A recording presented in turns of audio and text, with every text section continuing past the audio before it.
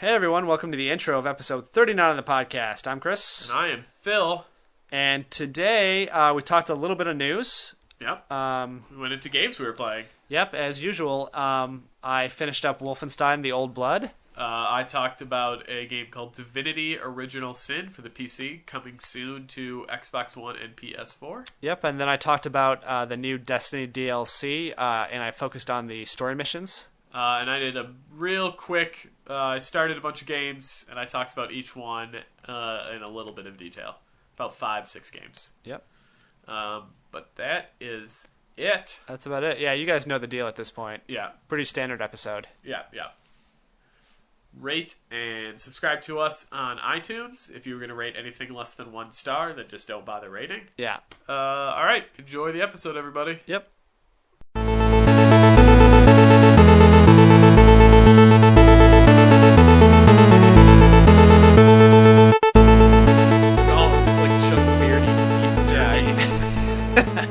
Yeah, getting the meat sweats. For some reason, I have like 40 Slim Jims that I just pull out. Just for game time, though. Game time Slim Jims. All right, today's episode was sponsored by Slim Jims. Snapping to them. That's still their...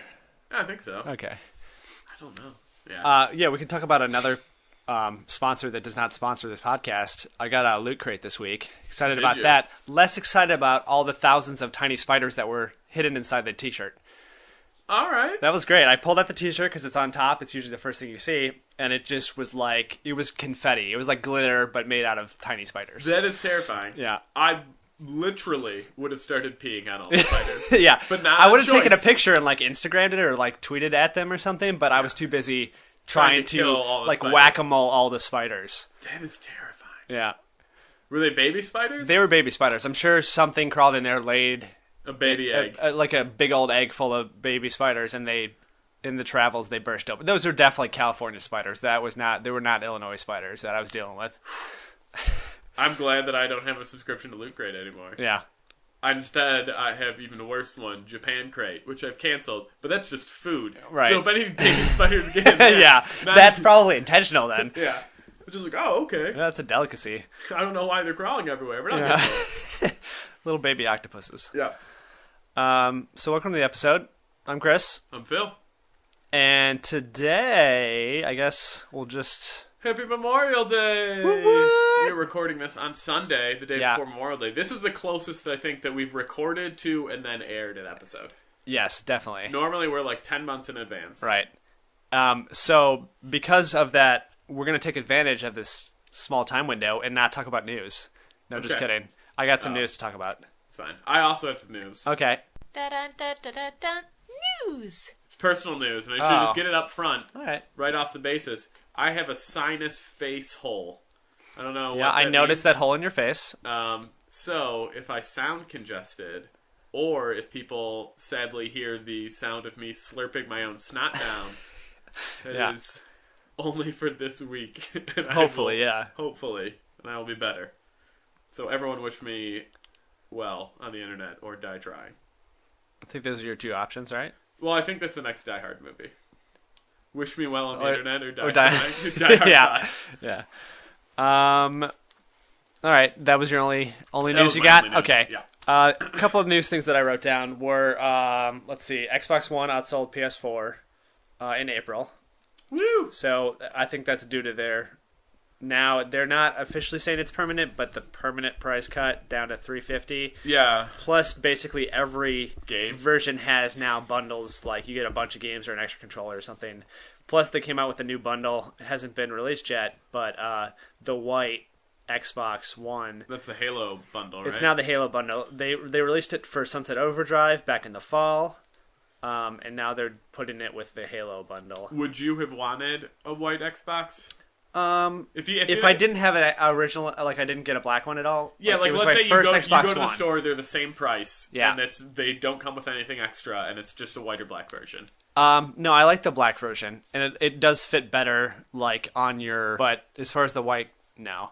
And it always was that thing, too, like, I hate when they do consoles or with, Apple does it all the time. It's like, they do one thing, and then the newer version is something else. Like for the 360, it was white, and then the new ones were black. It's like, oh, you gotta get a black one now because black is cool. Yeah. And so then black was standard for the one, and now they're like, oh, you gotta get the white one. The white ones are now cool.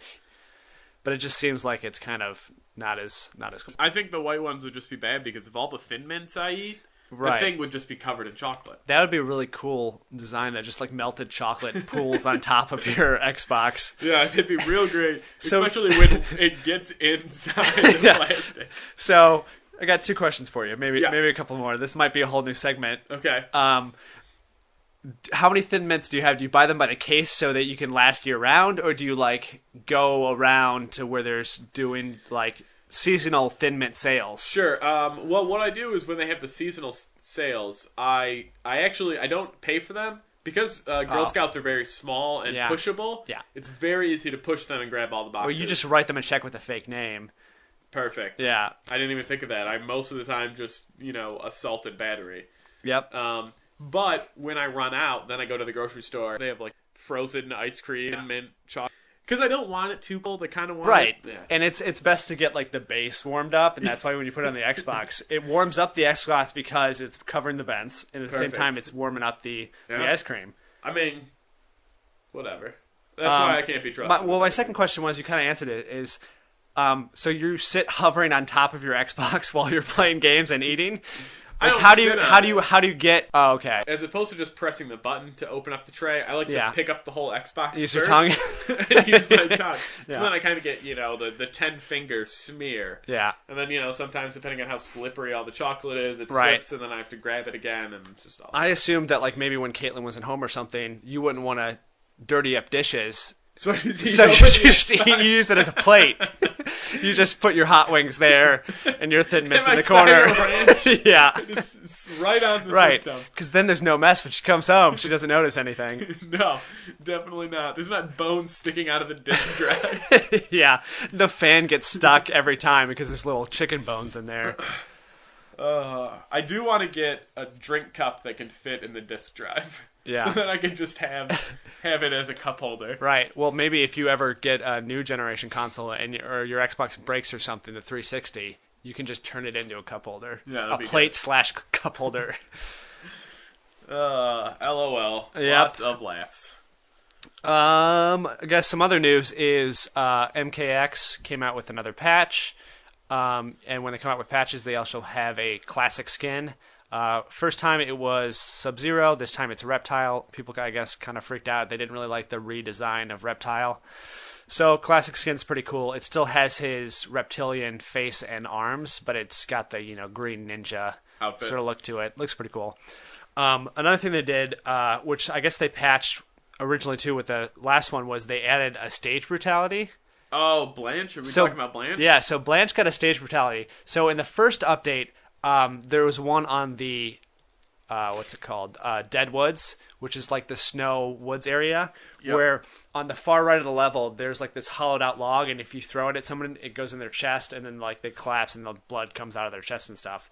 So that was cool. So, I said when I kind of reviewed it, saying the only thing I wish is they added the stage fatalities. This is kind of like that. But yeah, there's one with Blanche. So with both of them, you have to do certain things. And I think it's like the final round, you have to use the interactable item on the far left. Then you have to like use the like movement item in the middle, and then you have to use Blanche as the finishing move. And when you throw her and it hits the other person, they just explode into like blood and guts. It's pretty fantastic. Well, there's one where she mounts them and punches them until their head explodes. I've seen that on the internet. Really? Yeah. Maybe. There might be a second Blanche. There might be another one. Brutality. Because the only one that I saw was... Because the one that I did, because I knew kind of the formula to it. And I was like, yeah, this is great. Also, you can turn on, if you do like the test your luck stuff, you can turn on the modifier for brutalities where there's no requirement. So all the crazy things you normally have to do. So if you do something that would be a brutality, it just instantly kills them. And so that's great because it's like you both just run over to Blanche as fast as you can and try to throw her. Who can get hit. Yeah.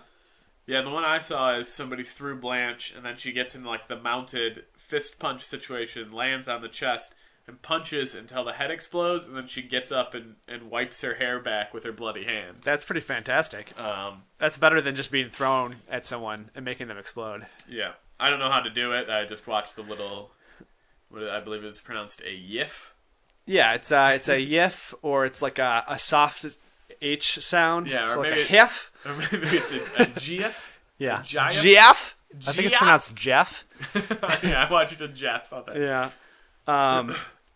So yeah, they released the Guitar Hero tracks, the first 10, and then since then another 10, and all of them are just garbage. First of all, I don't recognize most of them, so I don't know if I'm just like an old fogey now and doesn't get the new hippity hop. Yeah, well, with but 9 I of the didn't 10 recognize songs are any of Taylor the songs, Swift. and when I looked them all up, they were all like death metal and like indie prog rock. So it's like, these are the 10 that you release first? Yeah. Like, I know you're probably still trying to hype. get your licensings together and everything, but don't give us a set list yet until you have, like, songs people want to play. That'd be like Rock Band announcing its first set list of all the harmonics bands. Yeah, Like, we right? got Freeze Pop. And we Exactly. and they're just like, cool, yeah, all those people work at harmonics. Yeah, Of we course knew you this have were going to those be in bands. there. So, yeah, it's just another thing of, I'm not interested in this game. It's going to be great. I already pre-ordered You 2 pre-ordered- copies. Yeah, all the different bundles with the different instruments. Yeah. Yeah. I mean, I'm excited. Also, in a stupid move, I think, Harmonix is doing a live-action commercial for Rock Band 4. They always do live-action commercials, so I'm not exactly going to say that they're trying to copy Guitar Hero Live or whatever stupid name it has. Yeah. But it's going to be bad. Yeah, I mean, well, it's because it's going to show people like they're actually having fun and not just Right. 4 guys sitting in a dark room with Funyuns and Tang on the counter, just, playing. And the worst part is they like had an open casting call to like people that play the game. They're like, hey, if you play Rock Band and you want to be in our commercial, which means it's going to be a whole bunch of non-actors, which makes it even worse. Fantastic. Yep. Did you see the Doom teaser trailer? Yeah, it was like 9 seconds. If that, yeah. I mean, and most of that was just the graphic that said Doom. Yeah, and I think there's like half a second of them cocking a shotgun. Yeah, he puts one shell in a shotgun, and then it cuts to an enemy that's like screaming and shooting rockets, Yeah. and that's about it. I'm mean, still excited for it though. It's hard for, like, I like Doom. I Yeah. still want to get the BFG collection on the 360. Yeah, But at the same time, like, Doom was great, but how many Space Marines kill aliens have we had now that it's just, it doesn't feel as special, especially because it's just like, because everything else copied it. yeah, But because they did such a great job with, even though it's not Machine Head, but Bethesda did it.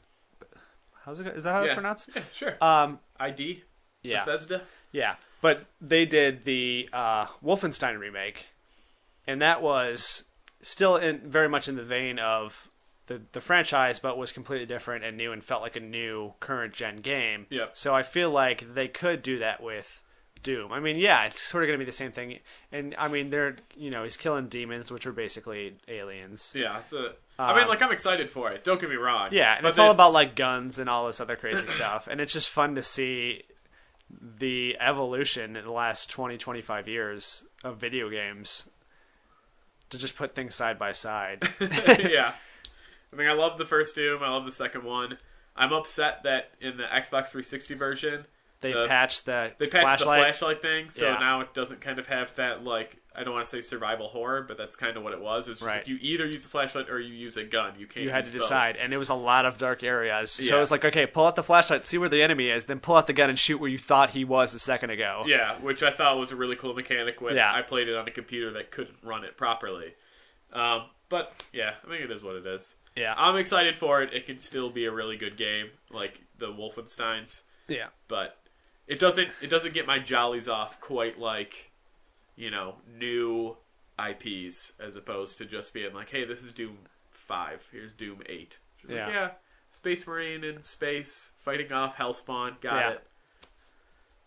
it. But I'm pretty sure, I mean, they showed off some gameplay at whatever they had their own sort of fest, their own sort of con last year, and it was a closed door demo, and people came out and they were super excited for that. And this is the first thing since then. There's still that beta code that floats around if you played the original Wolfenstein New Order. But I think at E3 we're probably going to see a proper reveal of that. Yeah, I agree. Also on that, the sort of hype train is the Fallout 4, supposedly. So there's a job posting on their website about like cinematics. And so people sort of equate that to Fallout 4. And they also then assume that they're going to announce it at E3. But if they are just hiring a cinematics director, there's no way that you... I mean, they could come up with a CG trailer for it in the next 2 weeks, but I doubt it. No, I don't think... Here's the thing. I think they're having their own press event, too. Right. And I agree that most people think, like, they can't just announce Doom. They're probably going to announce Fallout 4. Yeah. But at the same time, I don't think the job posting relates to Fallout 4. Right. I think that's kind of a leap of faith. That's just like and people I think it's trying just to kind tie of right, things exactly. together. And I think it also is just trying to say like this is the type of thing that you would work on is something that would fit into these worlds, or like if you think you can make a cinematic trailers or you can make cinematic cutscenes for the Fallout universe, then this is the job that you should should get. But do you have anything? I mean, I'm super excited for another Fallout game. Yeah, I loved 3. Yeah. I haven't, because I don't play good games. Yeah. I haven't delved into New Vegas as Yeah, much. New but I Vegas was fine. There was nothing wrong with it. It just wasn't as amazing as 3. 3, I could go back and I could start up a brand new game, and even with all the achievements, like I could still have a blast with that. Yeah, if they just gave me like another Fallout. I mean, it doesn't even have to be... It would be great if it was graphically better or they made improvements, but if it was just like the same thing but in another universe and more stories and more missions and all that stuff... What if you're fighting aliens and you're on a spaceship? Okay, well, there was a DLC for Fallout 3. I don't know if you played that. Yeah, I played it. I played all of that. Them. Actually Mothership Zeta. it wasn't that bad because their little laser zap guns were kind of fun to use. It was not my favorite of the DLCs, though. I can't remember all of them. I remember the mothership, and I remember there was... I like the one where you like go to the plantation, and there's like zombies there. Like you deal with the zombies, like you have to board yourself up in the house, and then they come at you and all that sort of stuff. I just like the look of that and the feel of that. Yeah. I mean, like I said, I like that whole game. Like, yeah, I will gladly put in another 50, 60 hours into a new Fallout if it's even remotely similar, because I just feel that they know open world and kind of what they're doing. Yeah, and New Vegas took like a different approach where it was all about branching storylines. So you had to make decisions, but the game itself was very short because they wanted you to basically play through it 5 times and see all the different things you could do. So it didn't feel like an overall, like a big one giant epic tale that you were doing. You were just doing the same thing a couple different ways. Yeah. But like I said, nothing inherently wrong with it.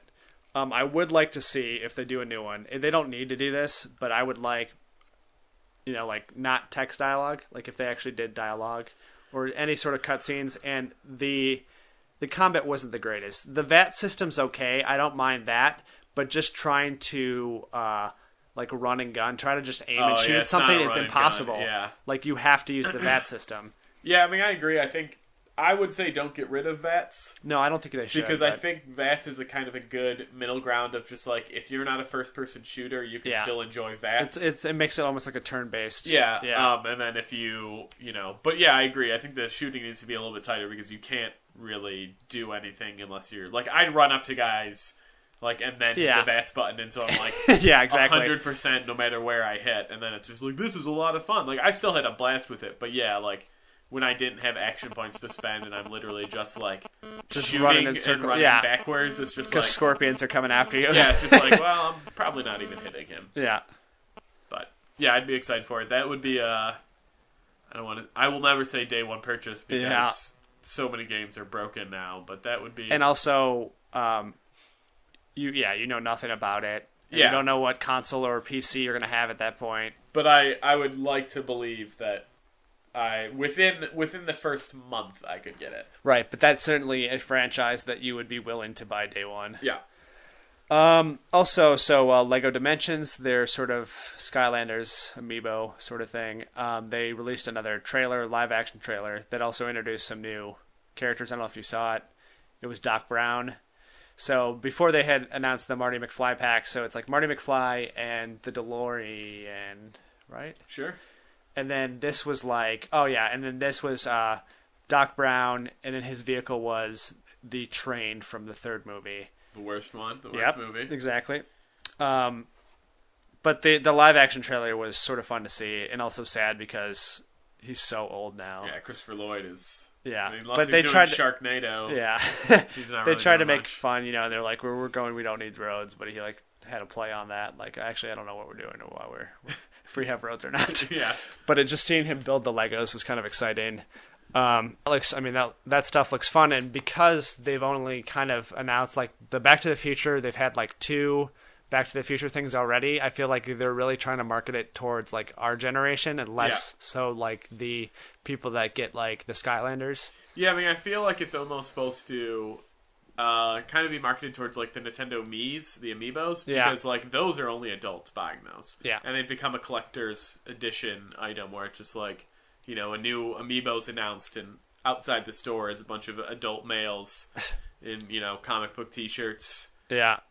Just waiting to buy all of them so they can then turn around and sell them on eBay or keep them in a case. Yeah. And I feel like, I think like a lot of the Lego stuff, like Back to the Future isn't something that a kid who probably currently plays Legos knows anything about. Right. Especially when they have other franchises like Nujitsu or whatever it's called. Yeah, Ninjutsu. Yeah, which are also Legos in the Tsushima game, but I haven't really seen promotions for that. They might have like, on Cartoon Network, they might have commercials that run all the time, but I don't watch see a lot of Cartoon Network. Yeah, I you don't see it.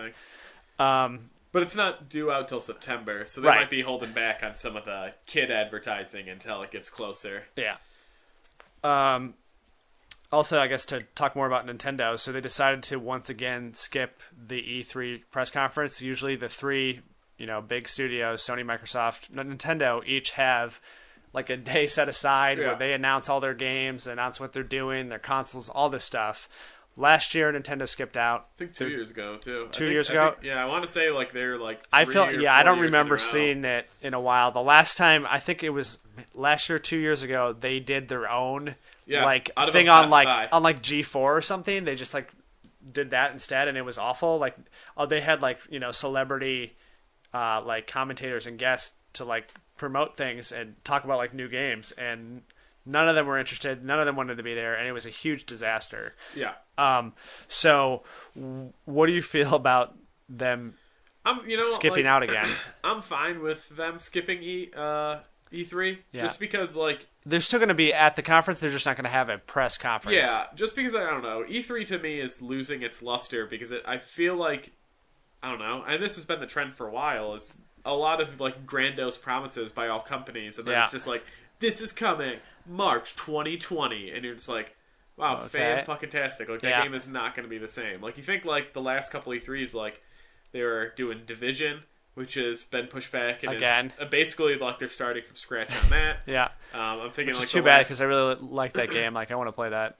There's doing some, like, old card game for the Xbox One that was based on an old Xbox 360 cult classic, or what, I can't remember the name of the game. Yeah. But they've already canceled that from that studio.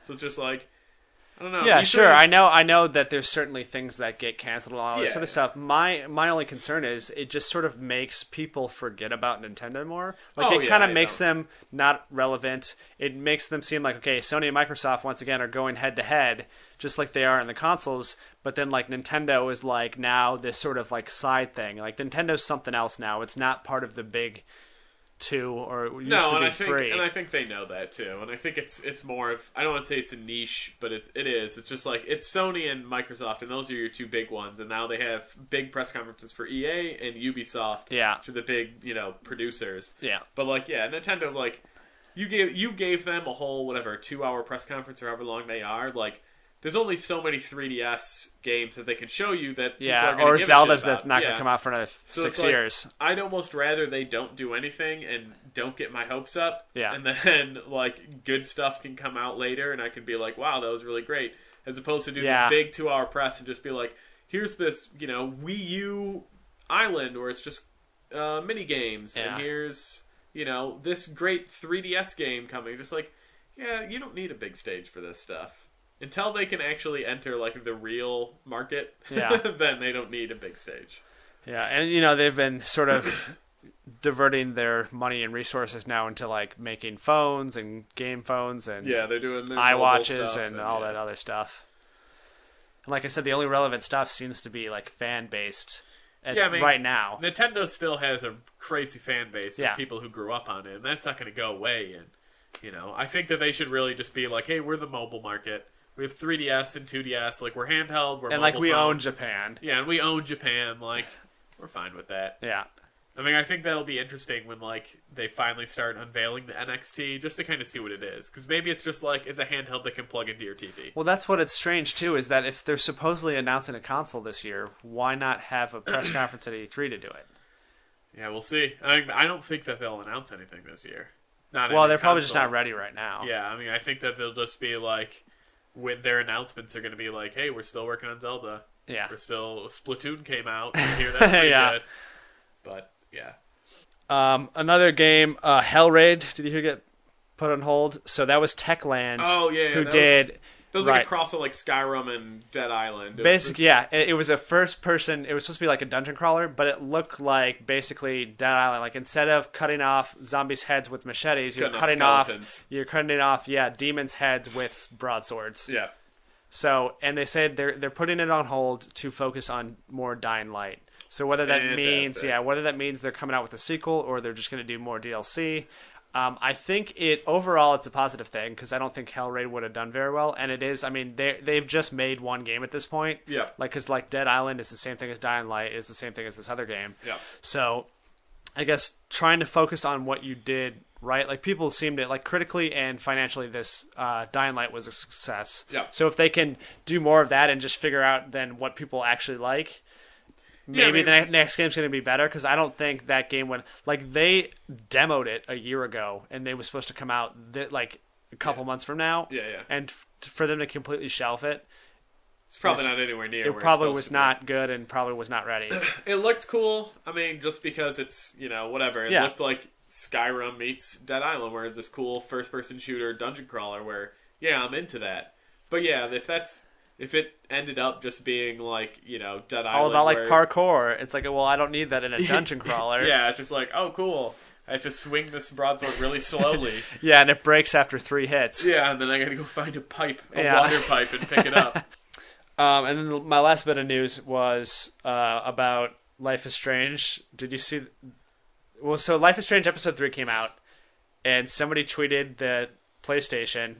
Oh yeah, the Ask PlayStation where's Life Twitter is handle, Strange? Yeah, which is it's not their just normal like PR thing. Its job is to answer questions about PlayStation. Yeah. So you tweeted a question and it gives you an answer that's supposedly a group of humans whose job is like to help you do stuff. And when Life is Strange Episode 3 came out, somebody tweeted at them, "Hey, where's Life is Strange Episode 3?" And the response was, Life is Strange Episode 3 is available in the Steam store, and they gave a link to the Steam store, which is the PC version, that's great. Not the PlayStation version at all. So it was because it wasn't available yet on PlayStation, but that still is not the thing they should have tweeted out. I'm totally okay with them doing that, because I think it's just a hilarious joke.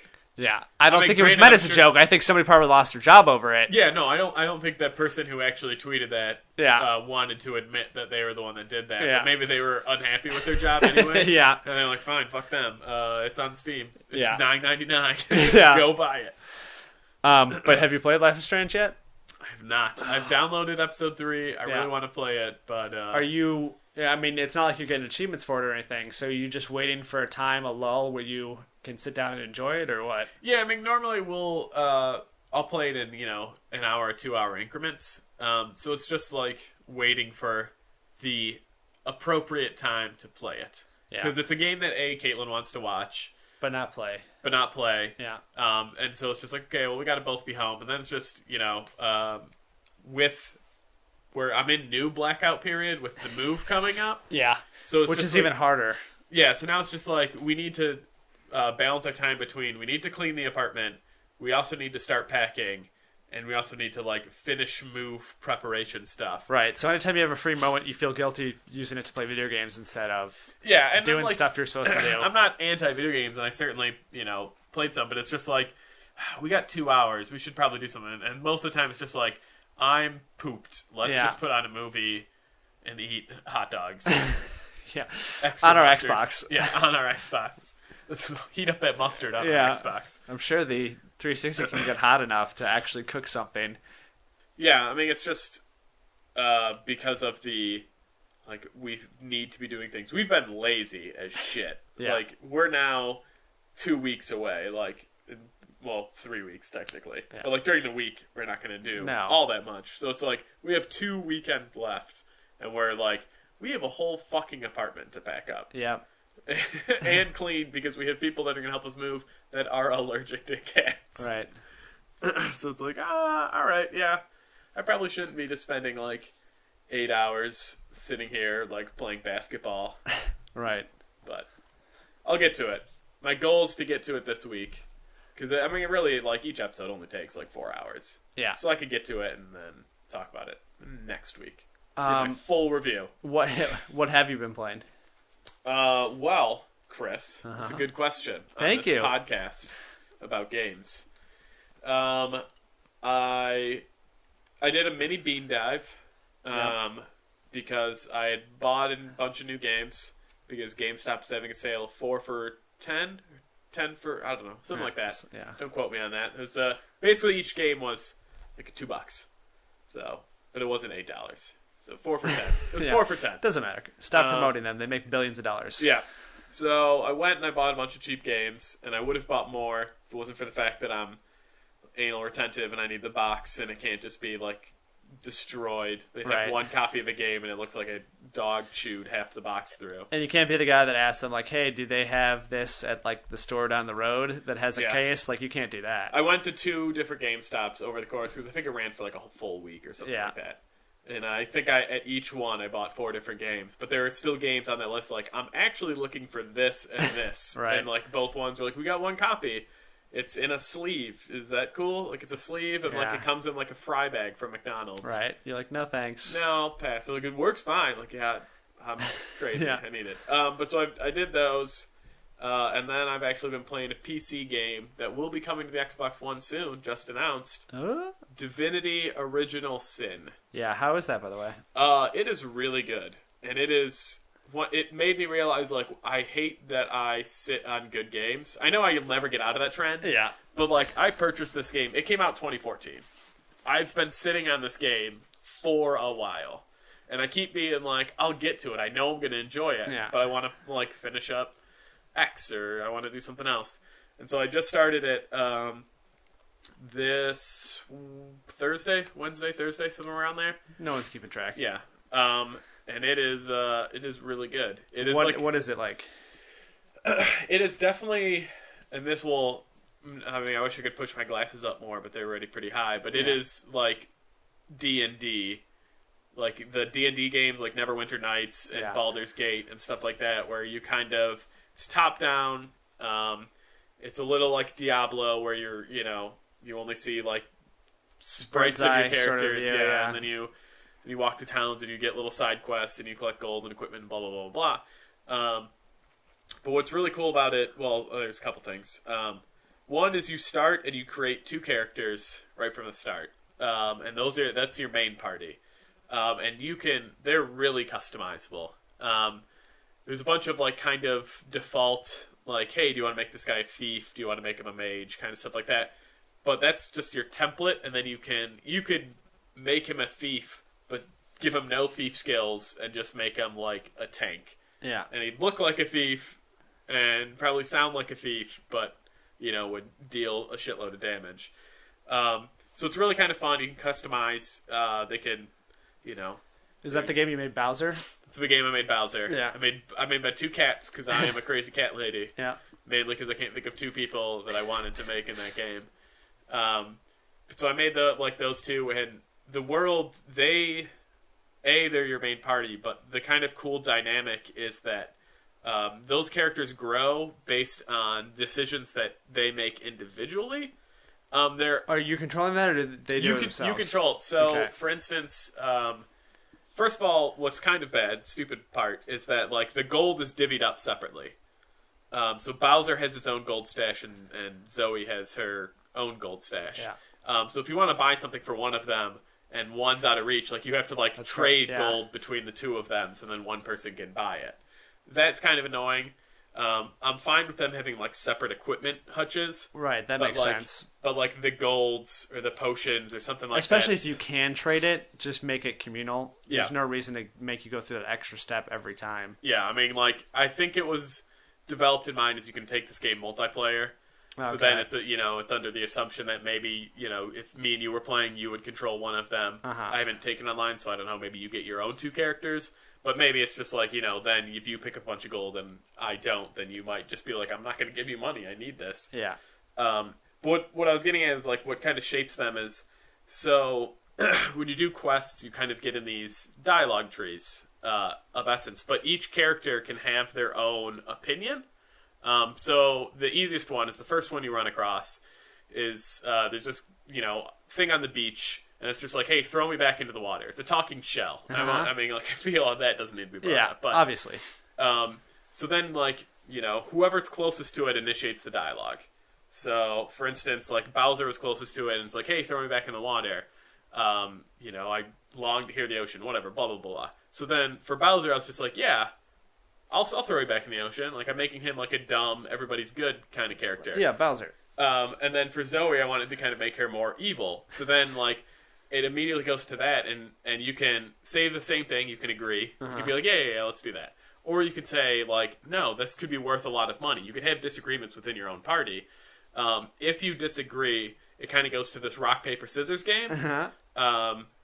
But how do you, if you're controlling both characters, how do you decide? Like the rock, paper, scissors, what do you do? Like, oh, this guy's going to do rock and this guy's going to do paper. No, like the rock, paper, scissors game isn't like you are both throwing. Like, that's more of just like, it's kind of stat-based. Oh, okay. It's more, I would say, it's just kind of random dice rolls. Yeah. So, like, if you truly disagree, like, maybe Zoe's smarter, so she might have a positive, blah, blah, blah, but you're still doing dice rolls, and it just kind of shows you who wins. Yeah. But what happens is, at the end of every decision like that, depending on what choice that character, not what happened, but what choice that character picked, like, shapes who they are. Like, by agreeing to throw them in, like, Bowser gets, like, +1 in this, like, more altruistic or something like that. And then so that has its own stat buff where it's just like, people respect you more, people come to you with problems, and they'll give you more gold, wherever the case is. But then, like, by being evil, it might just be like, you can do more damage or stuff like that. So, without looking up, like, what each one does, you kind of have to feel it out and just be like, oh shit, like, I don't want this character to be able to cast spells because it's not a mage or whatever the case is. But it's just like, it's kind of fun that you can shape your character's personalities separately, as opposed to just like, I'm going to be Paramore.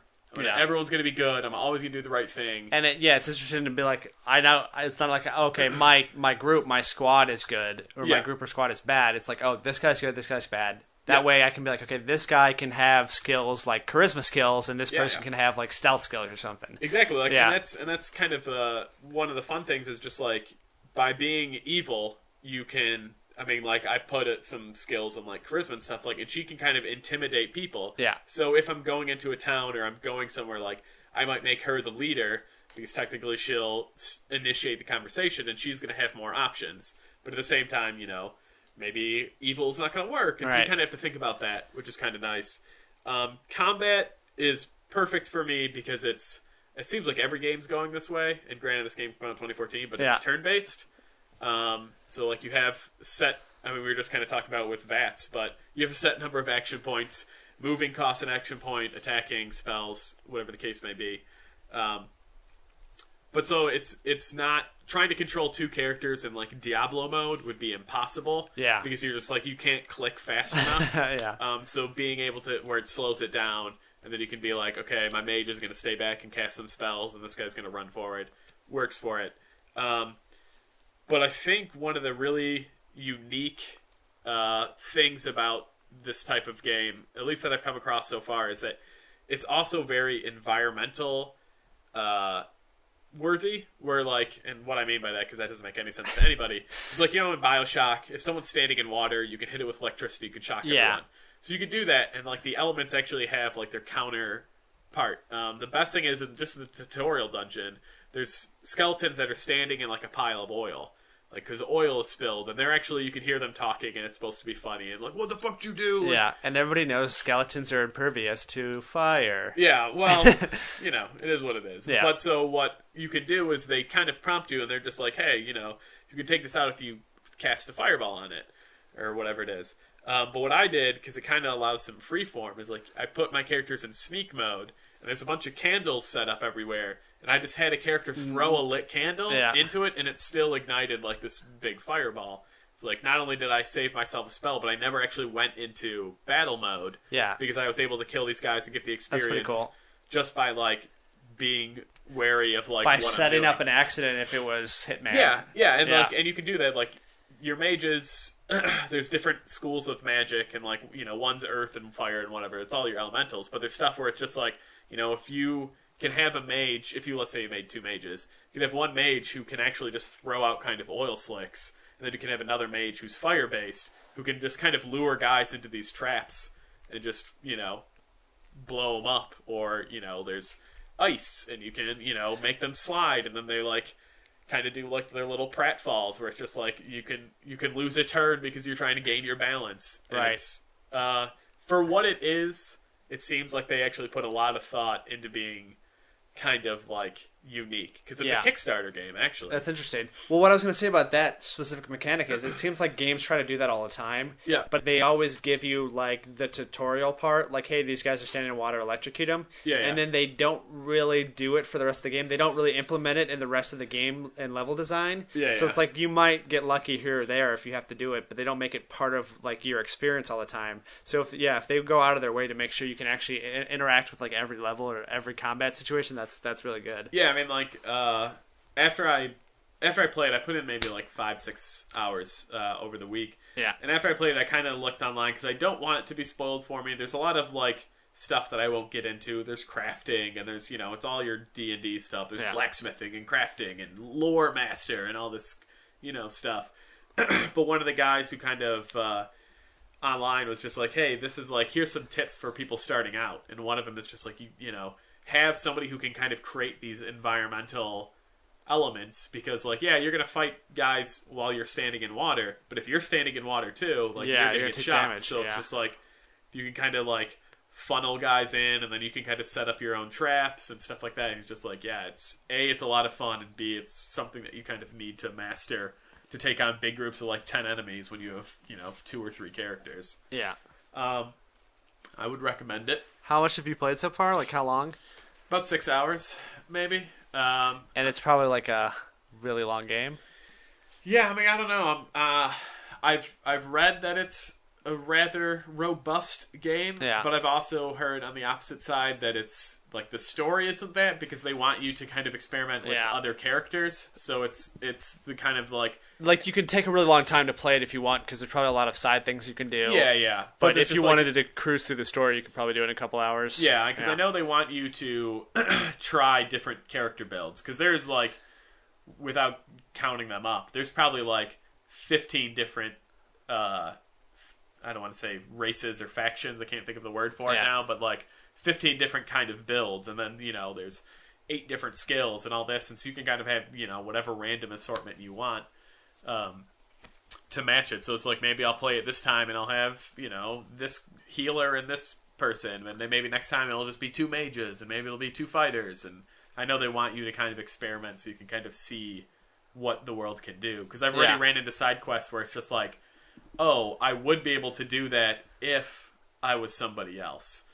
There's one, right, like the first town, there's a boat that's on fire, and there's a bunch of guys trying to, like, put it out with, you know, buckets, but, like, because my mage isn't a water mage, like, I can't, like, summon rain down, which is one of the spells, so it's just, like, it burns, and then when it burns and you talk to them, they're just like, you just stood around and did nothing! Yeah. So it's just like, I imagine that if I played it again and did somebody who could actually help the boat, then it would, whatever, open up, even if it's a mini side quest.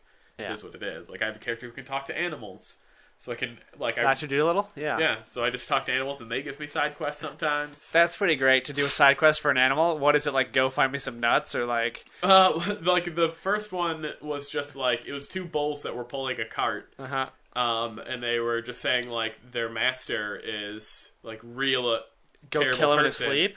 And so, well, there's a thing where just like you could handle it by like killing the master if you wanted to, and or you could just like hold him down while the bulls rape him. Yeah, something like that. Or you can do conversation and try and solve it that way, or you could like hit the animals. I guess I don't know. That's true. And to go tell the owner that the animals are talking bad about him, so because it's also. And the last thing I'll say about the game is also like I don't want to. You can do anything to anyone. You can kill... Oh, I'm listening. I don't know about sex. Okay. You can kill innocent people. I have... And they're dead forever? And they're dead forever. Yeah. And then, like, right off the bat, there was 2 drunk guards who were trying to tell me if they're going to haul me away for something. I just murdered them. Yeah.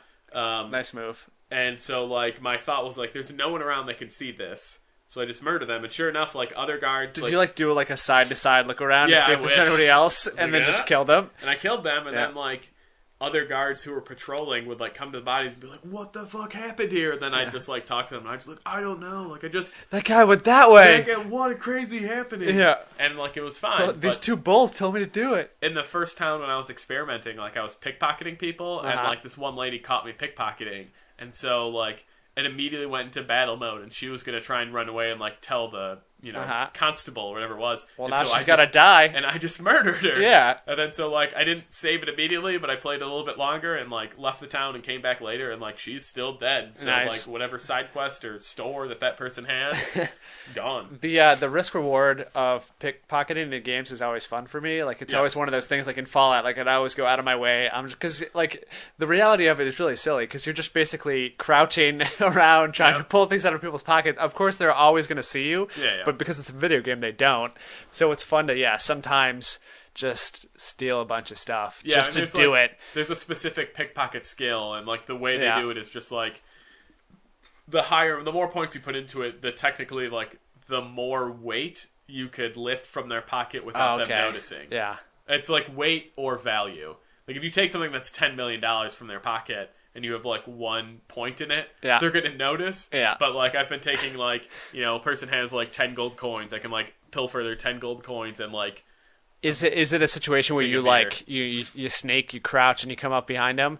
Yeah. Is it like, if they turn around before you're even in their pocket, though? Like, if you're crouched, like, right in front of them, and they turn around, and they're going to be like, hey, what are you doing? So you go into, like, sneak mode, and what it does is it makes the screen black and white, and it gives you vision cones of where the people are looking, but they don't stop moving.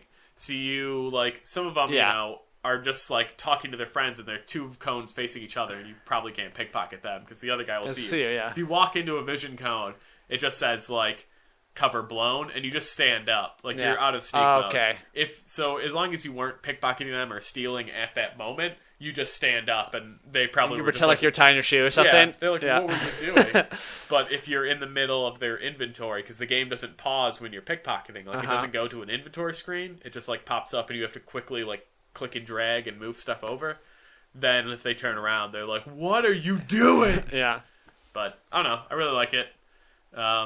It's definitely, like, very lore heavy, where, like, you don't have to know the area, but there's definitely, if you're not somebody who can care about some fantasy world called Riven and what the sorcerers are going to do to the orcs, like, then it's not for you. How do they present the story? Are there cutscenes? Is it dialogue? Is it text-based? There's an opening cutscene that's very poorly animated. But there's voice and there's text, and then, like, at big moments, there's kind of, like, chapter cutscenes. For the most part, though, it's you talk to a person and then there's text. You get story based on the side quests, probably? Yeah. Or you can, like, any fantasy game nowadays, like, there's books that you can read, and if you really wanted to, sit and just be like, no, I play video games because I don't want to read. Yeah, now I know the history of Jack and Jill. They did go up a hill. Yep. But what comes next? Yeah. We may never know. Chapter 2. So is that's it for that game? Yeah, I feel like that's a good talk. Do you feel like you have enough of an impression that this is, like, your main impression? Like, you don't need to, like, come back and be like, oh, this game completely changed now after playing a couple more hours. If anything, the one thing I've heard that I haven't experienced yet is that it's hard to level up. You don't level up a lot. You can't, since you're putting points in everything, you can't make an all-around guy. You can't, like, he's got a skill in everything. Yeah. He's got 2 skills in everything. Like, they just, like, you won't get that many points, so you kind of have to, like, pick and choose what you think is going to be important or kind of craft your guy. So there's some people who played it, granted, you know, years ago or whatever when it came out. It's just like you can not back yourself into a corner, but you can make it really tough on yourself. Where, like, if you were just like, I want this mage to learn all these skills, then you might, like, not be doing nearly the damage that you need to be doing at a certain part because you should have had them specialize in something rather than everything. Yeah. But I haven't had that happen yet. Granted, I'm still just kind of, I don't want to say the beginning area, but I'm probably 6 hours into a 40-hour game. So it hasn't happened, but I could see that, yeah, if I was just like, I want everyone to be good at swimming, it's just like, yeah, that might not be useful. Yeah. But yeah, I'd say that's probably will be my final impression. It's more of the same. All right, cool. So I finished playing Wolfenstein: The Old Blood, which was the prequel, the one that we tried out a little bit ago. And it, of course, the next mission that we would have played, it gets so much better. Yeah. First of all, it's more like the New Order, and it just opens up a lot. Like, it's a big open sort of sandbox level. It gives you a couple of objectives. You can go different paths to do different things, not just stealth or action, but like, hey, I'm going to take this left path and I'm going to climb up this wall, or I'm going to go through the front door and sneak in past the command. Like, you have a lot of different options of what you're going to do. And also, it's kind of broken up into 2 different sections. So the first 4 chapters are like one thing, even though it's one continuous story. Then the next 4 are like completely different, and it's kind of like, I don't know if you saw any of the original trailers, but it's kind of like B-movie-esque. I haven't seen the trailers. I've heard that isn't the second half zombies. The second half is zombies, yeah. I didn't really want to give that away, but spoiler. Yeah, but it's like it turns into zombies. It's also, you're still fighting Nazis, you're still doing these things, but if you kill a Nazi, like, not with a headshot, then he'll catch on fire and be a flaming zombie Nazi that, like, will go after you then. Okay. And you can, like, hit him in the head with your pipe weapon and stuff, and destroy them that way. Debrain them. But it's fun to, because the zombies will go after anybody. So, like, if you have, like, 3 guys over there, just shoot one in the chest, then he turns into a zombie, and then he starts attacking those guys. They have to deal with him, and then you can either, sneak by him, or you can go, shoot them while they're busy.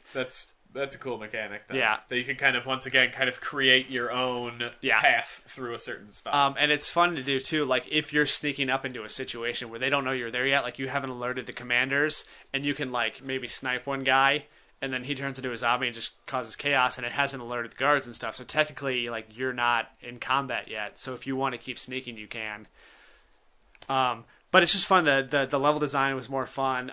There's, like, you're in this, like, house that's on fire because it's, like, when all the zombies are changing, they set the house on fire. And so, like, you're going through each one of these rooms trying to get to somebody that you're trying to save.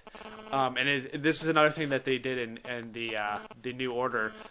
But there's times where you have to choose which paths to go, like, save this guy or save that person, because you only have one choice.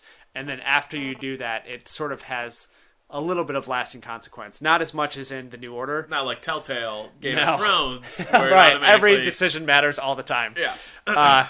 No, but like in the New Order, not to spoil it, because it's like the prequel mission, the prologue mission. The first thing you do is you have to make a decision who to save. Yeah. And based on who you save, not only is that character then in it with you for the rest of the game, they teach you a special skill that you can use to either, I think it's either like lockpicking or safe cracking. Yeah. So then when you're playing throughout the game, like every level or 2, you have like secret rooms or options you can go in. Like, if I know the lockpicking skill, I can go into this armory and get a bunch of ammo.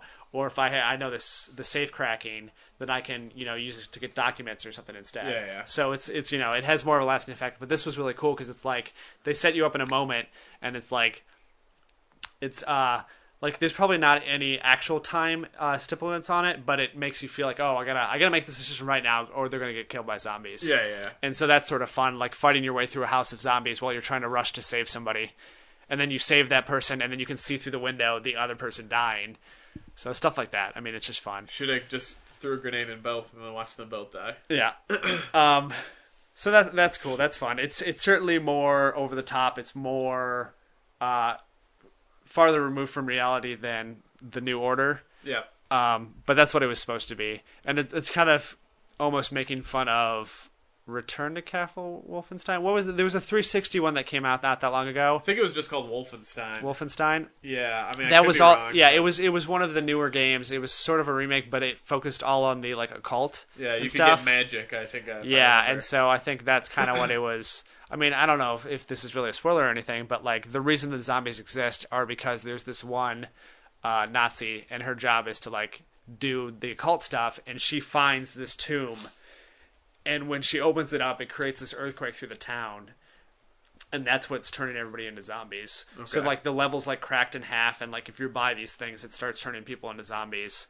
And so, like, you go through this town, this normal, nice, sort of, I think it's probably, like, German or something town. And then this event happens, and then you come out, and it's destroyed, and everybody's zombies and stuff like that. So it's fun to, like, just go through the town and see the cool design of the German thing. There's like this drunk guy that keeps talking to you and stuff and like tells you if there's zombies around the corner that you keep running into. Also, I don't know if you noticed too, like in the first few chapters, there was like the little mouse that we kept seeing. There was like that rat that we saw in the. Oh yeah. Like I don't know if you noticed enough that it was like it was like a couple thing. Times. Yeah, like you keep seeing him for like the first 4 chapters every now and then. Yeah. I don't know why. It doesn't really lead anywhere that I know of. But it's sort of that thing. It's like, oh, you sort of get to know the people.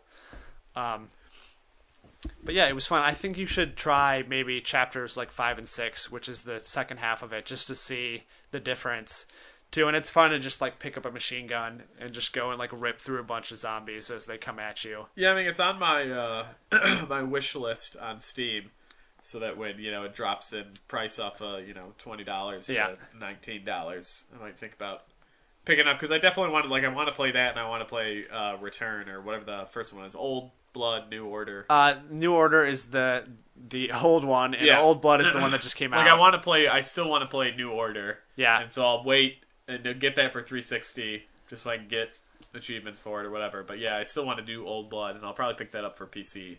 Eventually. Yeah, and it didn't have, because it took place in the past, it didn't have some of the crazy weapons that the New Order did. Yeah. But it did have like that one pistol, rocket launcher, grenade launcher sort of thing, which is actually a lot of fun to use. Yeah. And, some other things, like if you max out one of the perks, you have the ability to take that giant mini chain gun, but keep it in your inventory rather than having to drop it every time. So that's another... just another fun thing, because it's all about the guns. If you're going to do the actual, like, fighting gameplay, it's all about the guns. I try to do everything stealth if I can, and it's only if I mess up that I pull out the guns. Or, there's some points where they force you to actually fight. But the challenge maps, too, there's 10 challenge maps, which is one more than there are chapters in the game, because the one time where you have to choose who to save... when it branches off, you go to 2 different ways. Like, you either go to this bathhouse and have to fight through that, or you go to, like, a cottage and a work bench and deal with those people. So those are 2 separate maps. But anyways, what I didn't realize, because we just played the first one, which was, like, that one small room, and we were just fighting guys that were coming at us, it's actually based like the level. So, like, the next one was, like... there's commanders walking around, and you can stealth it if you want. You can start stealthing it. You can like alert one. You can do all these different stuff. So basically, you can just play the level, but try to max out points by doing different stuff. And there is a timer on it, but the timer does not affect your score.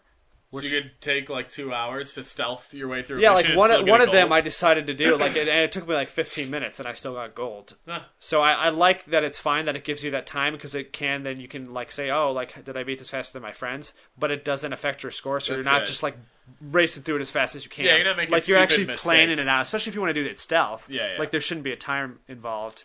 So that's fun. Like all that stuff was fun to do, and it was harder, and it's fun to see the way to chain your kills, because you get multipliers and stuff, especially if you're starting doing the zombie levels, because they start off as normal people and then you can turn them into zombies, and then kill the zombies to like max your multiplayer. Like kill this guy, turn him into a zombie, turn to the next guy, kill him, then go back to the zombie. That just those sort of things. So you find out you get more kills from like throwing knives. So I tried to do a whole level. Yeah, I was going to ask, do you get throwing knives? Yeah, I forgot you get to that point because that was also in the new order. But you have the ability to pick up throwing knives. I think you get like 3 or 4 that you can pick up. Does he hold all 3 in one hand? No, but it's great because if you're in stealth mode, it's an instant kill. So you can like throw like a knife. If you're good, you can throw it from really far away. And it'll hit like somebody and kill them. I recorded a video of me panicking and like knifing a guy by mistake because I walked up this ladder sort of thing. Right, I go through the elevator. I go through this ladder, and this guy walks by me, and I come up behind him because I'm gonna stealth kill him. But I didn't realize I wasn't crouched. So like I take 2 steps and the guy turns around and I panic and I click on the stick and it throws a knife right into his helmet and he drops down. So it's like a 3-second like little video, but it was just really funny. And then you can go and pick up the knife like out of his head and then keep using it.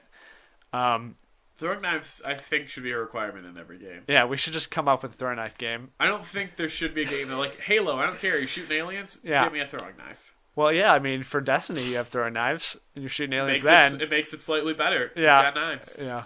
You can even give me throwing knives in games that you don't like. Give me throwing knives in like a card game. Yeah. You can either rewind time or you can throw a knife at someone. That'd be great if you could just like pause time and then throw a knife into that stupid girl that kept getting all the answers right in class.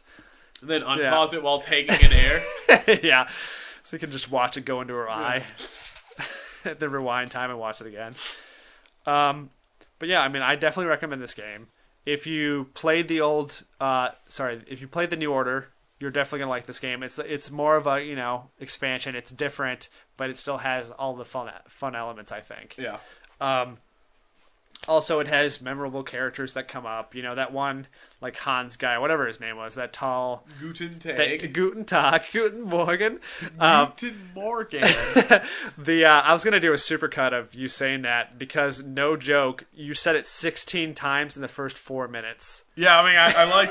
I was going to do like every time something happened, I was also going to have you say it. But I was like, it's going to be like 7 minutes of you saying it. When I listen to it, I'm just like, wow, I said it a lot. I am an asshole. Yeah. But that's just life with Phil. It was more fun to do while we were actually doing the stream. Just having fun saying that.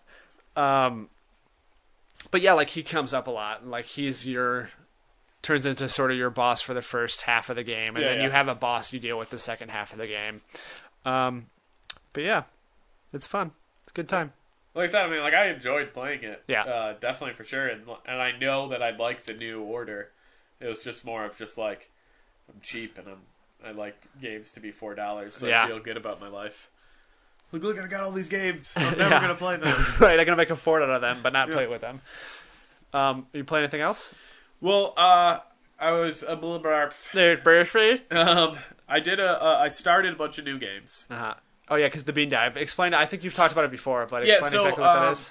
The Bean Dive is very specific to TA, True Achievements. Yeah. But what it is essentially like without boring people, like you have a TA score right now. Like it's percentage, it's points, it's whatever. It's games completed, whatever your focus is, it's there. What a Bean Dive does is essentially you start this dive, and then your goal is to start as many games as possible. Getting as many new games, right? Starting as many new games as possible, getting at least one achievement in them, yeah, and then ending your dive. And then what the website tracks, and it's basically like, okay, your completion percentage went down this much percent. Right, you're purposely tanking your stats so then you can build them back up. Yeah, so it'll be like as opposed to like you had 50% of the achievements and now you only have 40 because you tanked so much.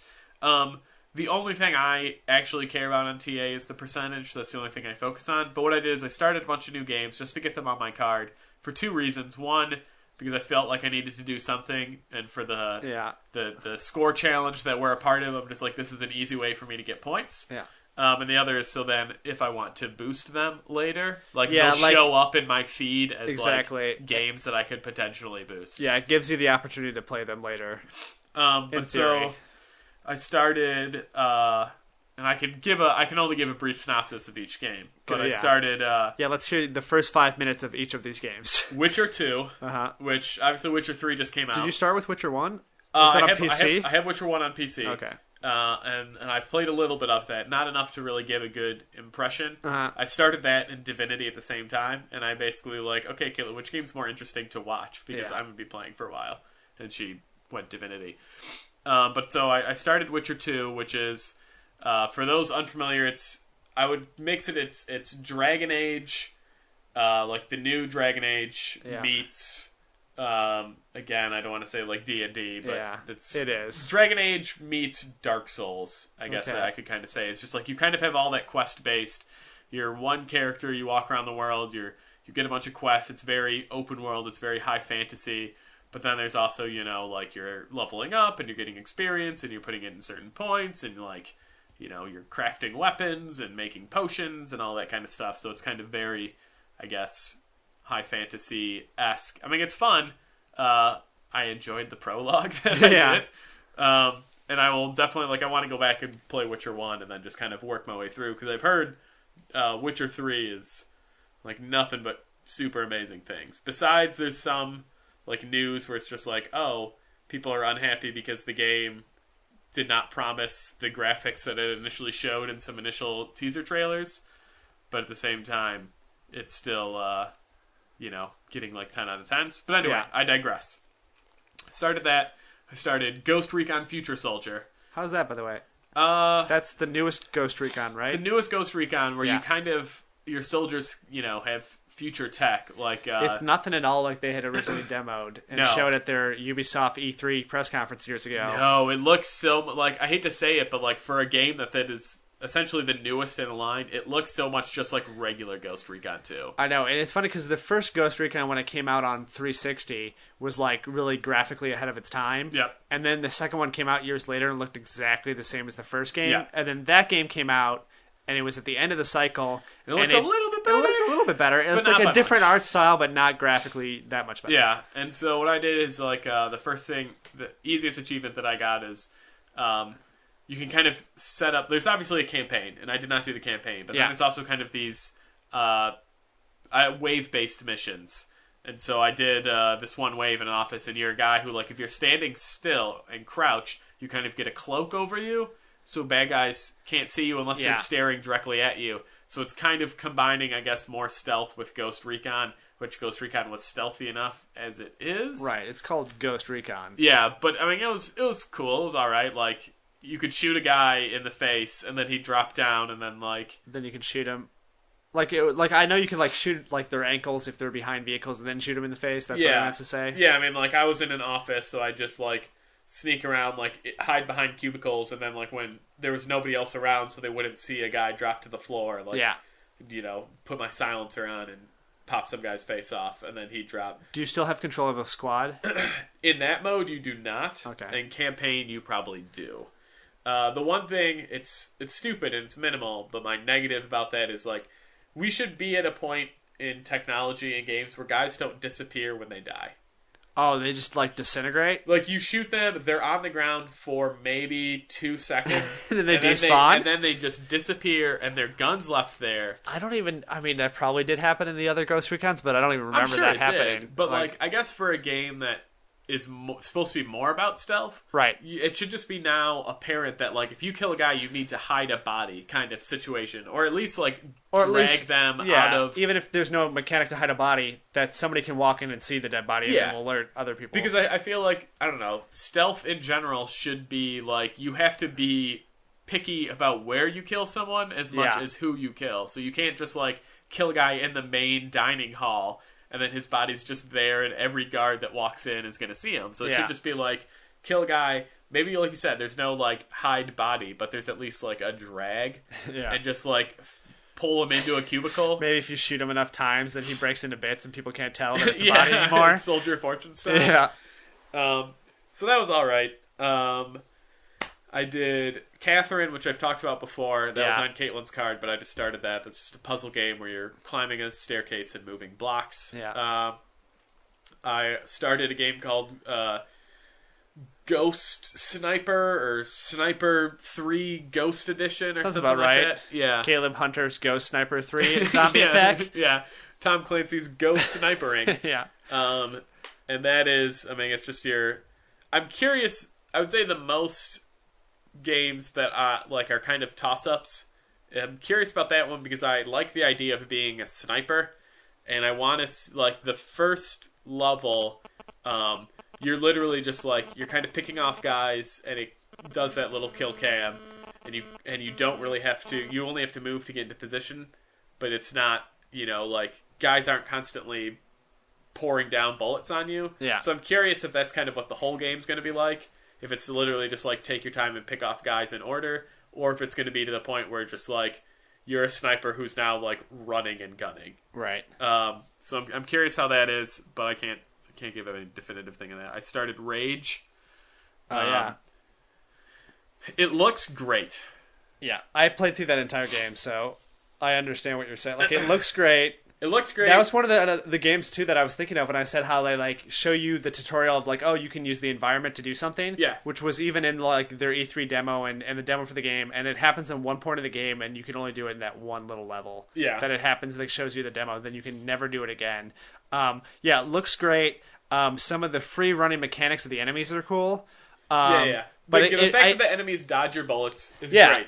You can't just, like... And they can, like, run up walls or jump down and things like that. Yeah. But playing that game, at least at first, I was getting motion sick playing it because just for some reason the combination of the field of view and the way I guess the movement speed or something, it took me some getting used to.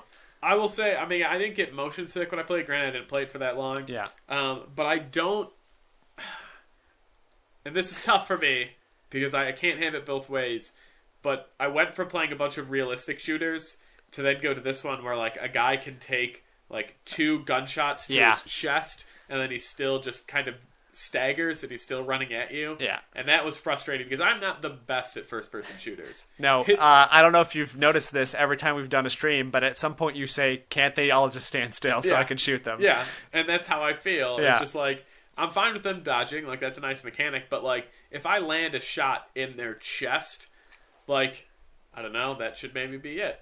Kind of situation. Like, yeah, if I shoot him in the leg, sure, have him walk with a limp or something, but it'd just be like, they'd be like sprinting at me, and I'd have this pistol with like 5 bullets, and I'd like land 2 shots, but then they'd get close enough, and then next thing you know, I'm panicking and shooting at like light posts and stuff like that. I remember, the aiming on that game is a little bit hard. Like, the weapons look really cool, the design's cool, but it felt like, there was like, you're shooting like paper bullets a lot of the time. Yeah. It takes like 18 pistol shots to the head to like kill like a drone. Yeah, well, I mean, like, in the tutorial, I'm just fighting these little, like, Mad Max... it's very Mad Max post-apocalyptic. Guys in white paint that are just carrying, like, clubs, and they're gonna come kill you, and you're just like, this shouldn't be that tough. But, and then the only one I can think of, I know I started more, but Splinter Cell Conviction. Yep. Which I actually really like that game. I played the demo a lot before I got the game, and obviously years ago when the demo came out.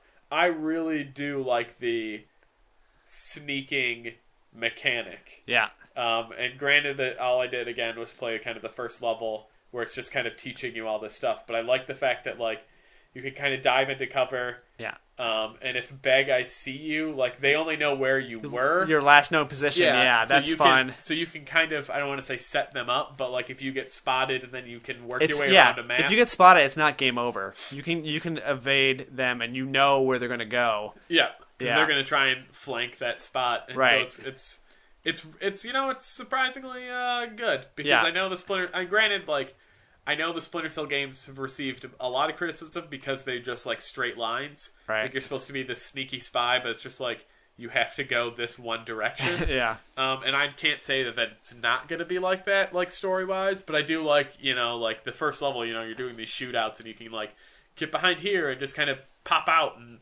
shoot this guy in the head, and no one sees you, and then you're, still in shadow. So it was fun. And it's such a small thing, but I really like the way they did that sort of projection on the world. Yeah.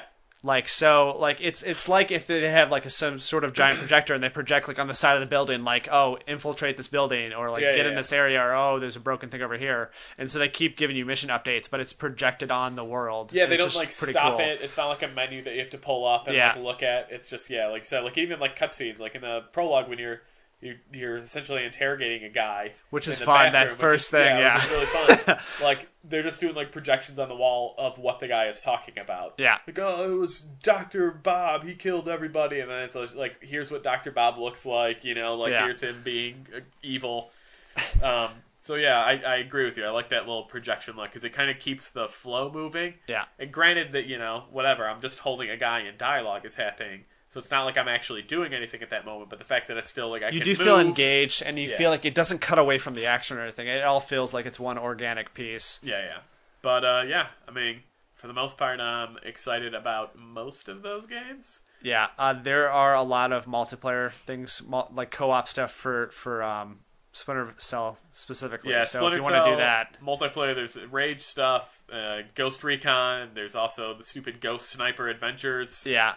But for Splinter Cell, there's like co-op specific missions, like set up just for co-op, and those are actually a lot of fun. You play as two different characters, neither of which are Sam Fisher, and they each kind of have their own sort of skills. Yeah. But it's fun to like take people as human shields, force people to open doors. Like, one guy distracts them while the other guy, comes up from behind. Yeah. Stuff like that. It's a lot of fun to play co-op. That game. Yeah, I mean, I've liked the Splinter Cells that I've played, and what I've played of them. I like kind of that mechanic of just it's mainly a stealth game and not a shooting game. Yeah. So I mean, I'll enjoy playing it. I liked playing it when I just helped you do the online for that one game. And that was like the oldest game on the 360 too. Yeah. So. Double Agent. Yeah. So, I don't know. I mean, again, I've started a bunch of games that I'll probably never play, but yeah, that's good. They're fun. All right, I guess now the main event. Yes. The reason everyone came. Hulk Hogan main event for Kinect. Yes. Played it, beat it. I know you did. How long did it take you to beat that? You could probably beat it in about 3 hours. The thing in Unbreakable Kimmy Schmidt where she's like, oh no, the Hulkamania is coming back, and she just keeps doing that. Did you see that part? Yeah. All right. Made you think of that Kinect game and how much you kind of yeah, because she was going like that. I was like, is that what the Kinect game is? Is just you doing that the whole time, putting your hand to your ear? Pretty much. Yeah. Do you know how to duck and jump? Because that is pretty much in real life, no. Oh, well then you can't do it. Yeah, just the controller. But yeah, so Destiny Corner, the new DLC, the House of Wolves came out, and I played it all. Already? I played everything that you can do. Okay. Already. Intense. For all 3 of my characters. Not that there's not a lot to do. So that's why. But I just got a taste of everything. Yeah, that's one of the reasons. But so I don't just talk about it for 40 minutes straight. I thought I'd break it up into different parts. So today I'm just going to talk about like the story missions and stuff. So I'm just showing you, Phil, on my notebook. This is what the first mission I played. And then I stopped taking notes because I'm like, this is going to be ridiculous. Yeah, then we'll need a new episode. But overall, I really like everything. I liked all the changes they made. I'm actually going to take a step back and say the week before it came out, they did a special event, which was the Queen's Bounty, which is an event they did in week 1 or 2 of when the game launched that I talked about.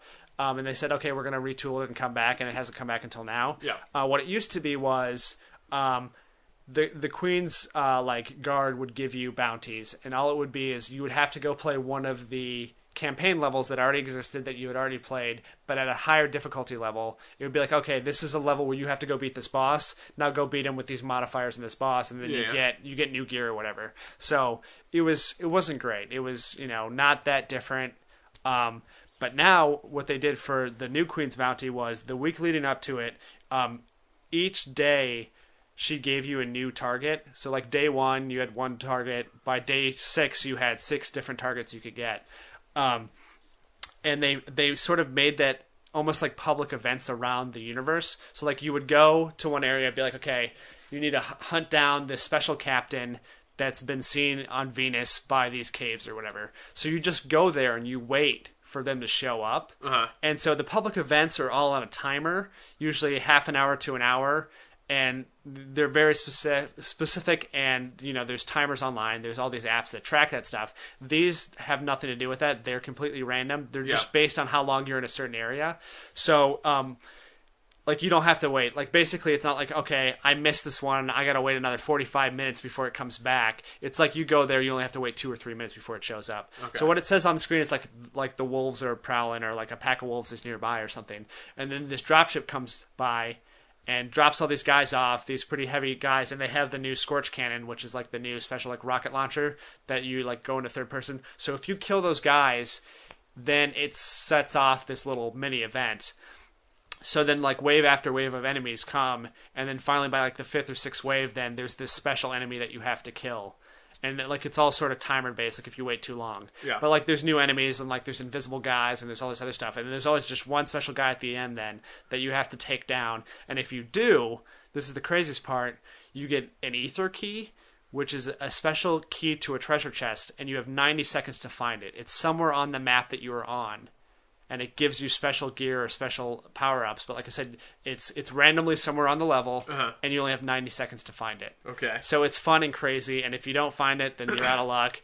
The fun part is, because you are in these open social spaces, is it really does force people to work together. One, because it's hard to take on all these waves of enemies by yourself. Because one, they're like super high level, and they have a lot of shields, and it's kind of based on a timer. If you take way too long to kill a boss, it'll be like they're tired of this fight and they'll just teleport away. So people do like just go and gather up and like fight together, and then once they find the key, everyone kind of spreads out on the map, and if somebody finds it, they do the little gesture of pointing, and it shows up on the screen like, oh, this guy's pointing, and so he found it, and then everybody goes over to that guy. Yeah. So it sort of accomplishes what the public events were trying to do but didn't succeed with. Just bring the public together. It encourages you to fight with strangers. It encourages you to use the patrol mode, which people don't really use. Like, after you sort of completed the campaign, there's no really a use to do it. And it's not so reliant on this rigid clock of you have to just happen to be in this area. Like, it's fun when public events happen when you're doing another story mission or something, and you're passing through the social area, and then all of a sudden this public event happens. You're like, oh, I can go help them out, or I cannot. But because it's on that timer, you could go 3 or 4 days and never see a public event. Yeah. Where this is, if you go to the specific area, you'll know in 2 to 3 minutes something cool is going to happen. So that was fun. That was like a huge improvement, I think, on the way they did things before. And it set a good tone for the way they did the DLC, because it really was like a reaction to what had gone wrong and what had gone right with the game since it's been out these last, 7 or 8 months. Yeah.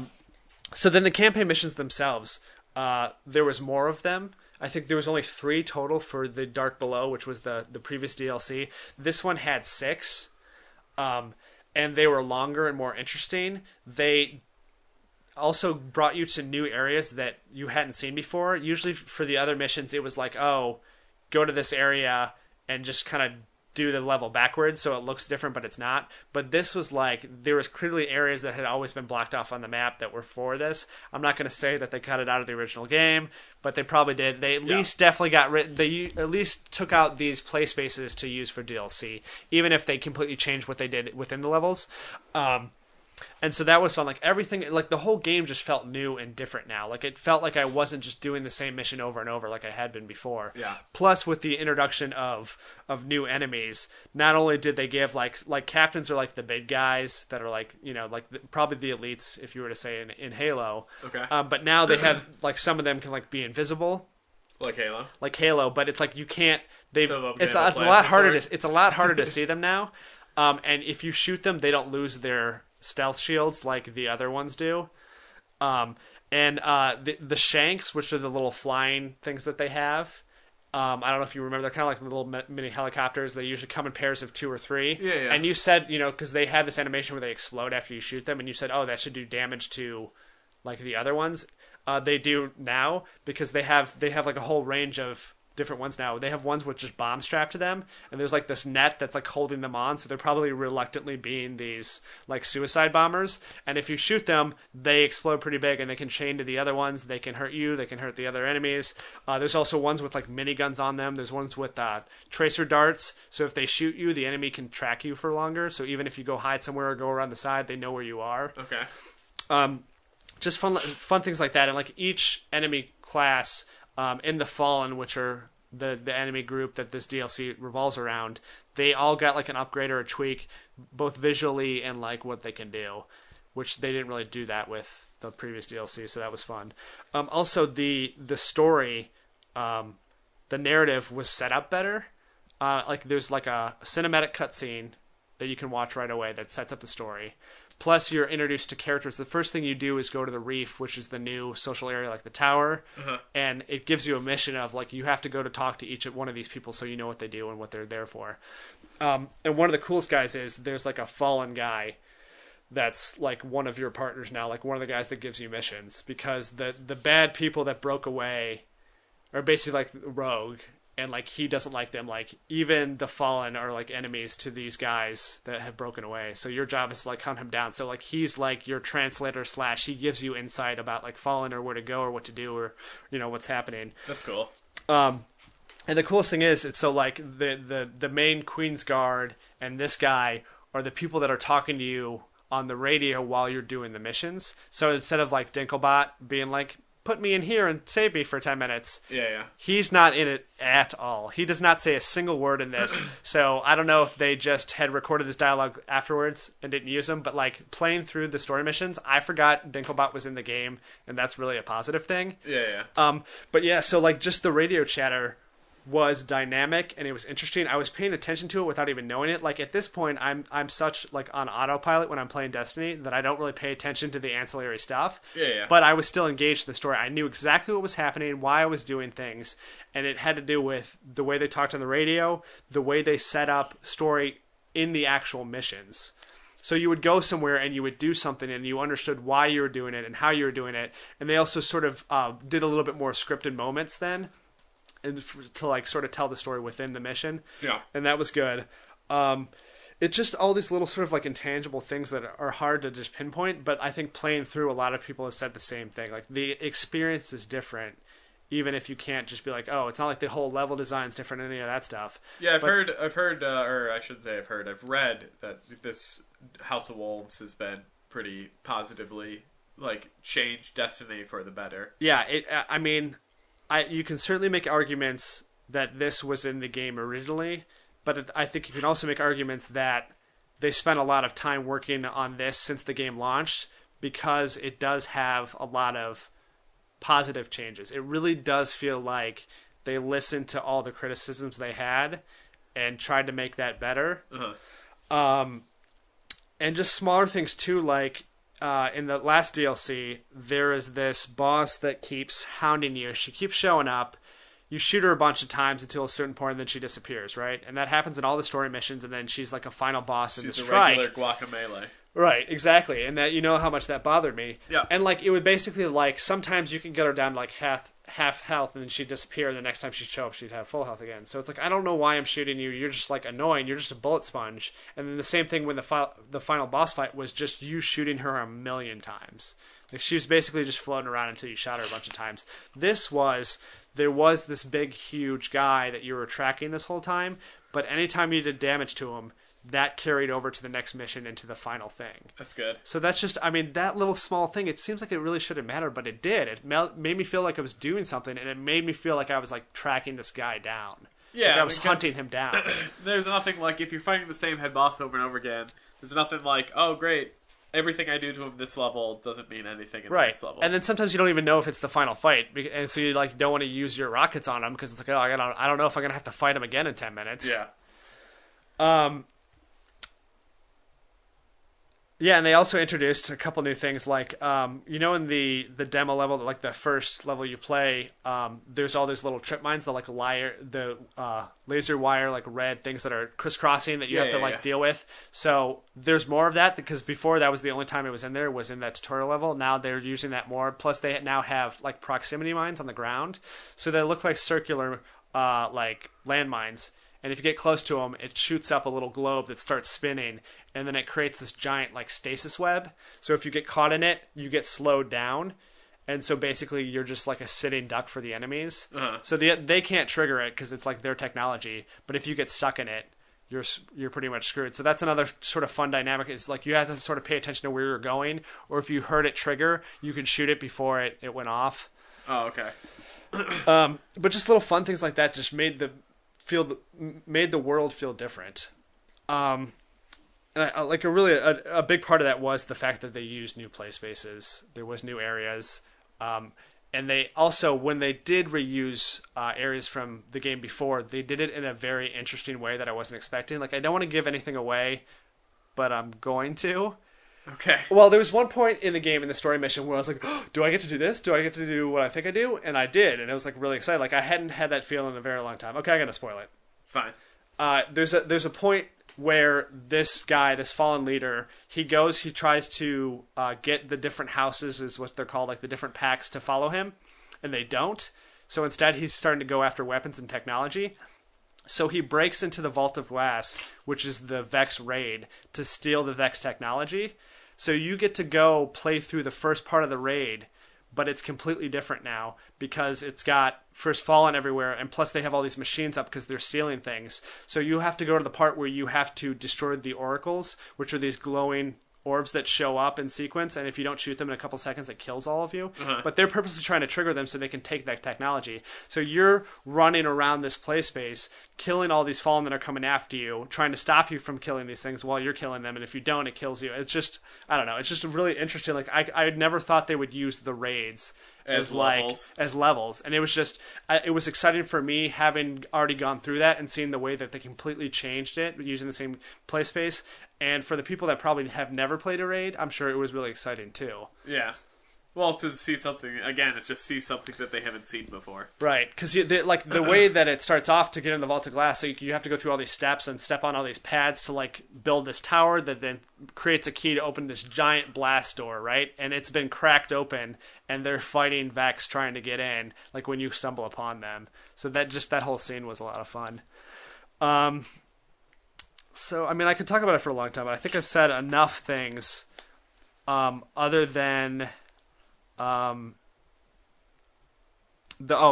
final mission then too. So the things that they set up to pay off, unlike the other DLC, it was just basically like do this, do this, do that. They used that boss enemy as kind of a thread point, a through line, but other than that, there wasn't that much of connection until you played the raid, because it was all like, oh, they're trying to summon Crota. And then you don't really get a payoff until you play the strike or the raid. But this is like, was it a complete story set? At the end of it, you do get to deal with the boss head on. And stuff like when they went in and stole Vex technology in the Vault of Glass, later on, they're using Vex technology against you.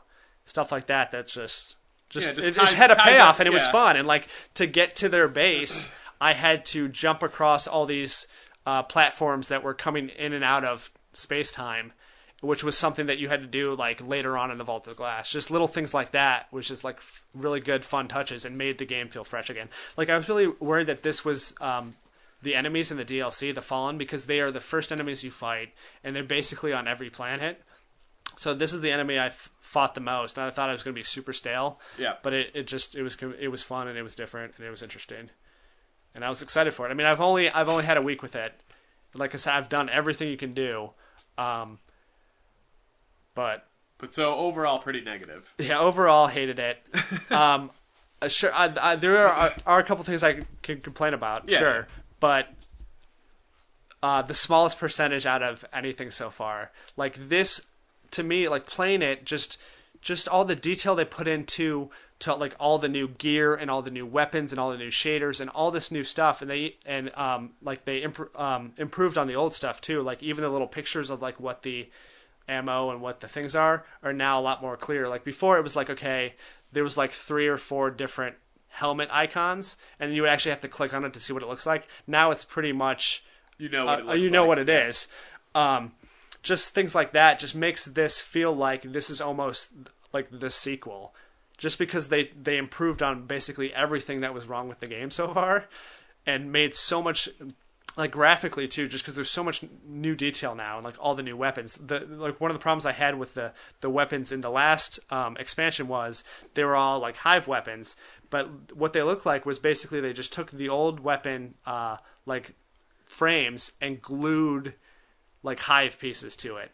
The hive are kind of like this weird organic thing that can grow on other substances, but Okay. it really just looked like, oh, they took a pistol and they glued some like green spikes on the side. These are completely new designs. I've never seen any of the weapons like this before in the game. Sure, some of the Fallen have had that, but none of the human weapons have ever looked like that. And just that alone like makes me feel like this is like a new game. That's good. Yeah. Breathe new life into it for you. So I'll touch on the other stuff later on, which is the Prison of Elders, which is the arena-based cooperative stuff, and then the Trials of Osiris, which is the new competitive multiplayer. But yeah, that was my first take on the House of Wolves, and I give it a double thumbs up.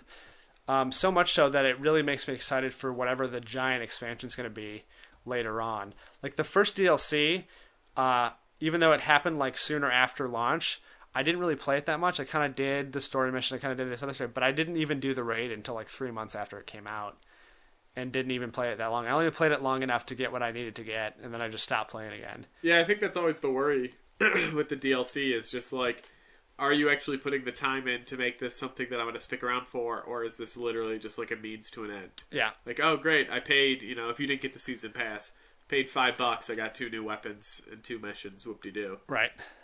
Just to keep like stringing you along. But if this is like revamp the whole thing, then that's pretty good. Especially if this isn't even the big one. Right. Yeah, there's like a big overhaul to the supposedly all the systems, which I think it's got to be free. I really do. I know it's Activision and all this stuff, but if it is changing all like the entire game, I'm sure it's got to be a giant patch that changes the infrastructure, so they can't have some people that don't have it and some people that do. Because I mean, the things that they have changed for this expansion, as far as like weapon upgrades or armor and all that stuff, is universal to everybody. Like everybody, even if you don't have the DLC, you can go to the reef area. You can buy the new gear. You can do that sort of stuff. It might be like the same thing where it's like, hey, here's a big patch to overhaul, but the missions that come with it or something like that can't be accessed. Yeah. But I would never doubt the fact that Activision will try and make some sort of cash off of the work they put in. Yeah. Like, regardless of how much it changes the world, like, even if it's just like, hey, it's still $5 because there's 2 new missions in a new area that's inaccessible unless you buy it. Yeah. Like, yeah, your gun upgrades and all that stuff will carry over for people who don't buy it, but this is unique. I think that the people that wait, to the end of the year or whenever the last DLC comes out, if they hadn't bought the game, I think it's going to be probably a pretty solid game. Yeah. The problem is though, like, and I guess here's my thing is, it's almost kind of sad that like this came out so much after the game already launched, because you got to think that like all the people who buy it later are just getting a console and start up. Like, this is great. This is a great whatever hitter. we complain about, right? Yeah, but then like all the people that they've already lost that have moved on, like some people, people will drop back in and pick it up, but it's just like this came so much later that. It was not by design. Yeah. It was certainly them trying to patch up some things. Like, originally this was set to launch the first week of March. Yeah. When the game first came out, they said, okay, DLC 1 comes out December, DLC 2 comes out March. And the December one ended up coming out, but because that was kind of a step back, they're like, okay, we want to make sure everything about this is right. And I think they did. It was definitely worth the extra couple months. I know they probably lost some people. Like I said, they didn't plan it out this way. I'm sure when they had their 12-month they probably had it. They're all like, okay, out. this is 3 months. We're gonna have new content all the time, but it wasn't working out. I think they thought it was gonna be a little bit more of a cash grab, like the Call of Duty DLC is. Like, hey, month after the game comes out, we can have $15 DLC, which is like 2 new multiplayer maps, and people will buy it like crazy. Yeah, and when that didn't happen, they had, like I said, they had to step back and decide, okay, like, how are we gonna make this right? Yeah. Yeah, I mean, like, kudos for them for not abandoning it completely and just being I think there's too much money involved for them to do that. Well, no, but I mean, like, as opposed to, like, so they came out with the first DLC and people had their, bad things about it, but it's like, as opposed to them just being, like, release one final update and it's just everything, and they're just like, fine, here, whatever, take it. Yeah. Like, they're still like, okay, we're gonna rethink this, we're gonna work it, we're gonna make it look better, and it's gonna feel better. Like, that's I tip my hat to a company that I would probably never tip my hat to. Yeah. So, yeah. So that was an episode, right? I believe that was an episode. Yeah. So in the coming weeks, probably not for another 2 weeks or so, I guess we'll do maybe a pre-E3 thing. How do you want to do it? I'll ask you right now on the podcast. Do you want to do it as like the week before we say like what we're excited for or what we think is going to happen, and then the week after it comes out, we'd be like, oh, this is all the things that happened that week? Or do we not do the pre-show thing and we wait until E3's happened? And the problem is E3 is on like Monday, Tuesday, Wednesday. Yeah. So if we come out with one on Monday, it'll already be irrelevant. So maybe on that week we'll push it back to like a Thursday, Friday release, and talk about what happened that week. I would almost say we definitely do a post. I don't. Yeah. Depends on how much information kind of leaks out about the pre-E3. Because like right now, if you were to ask me, like, hey, what's EA gonna show? Like, no, I don't.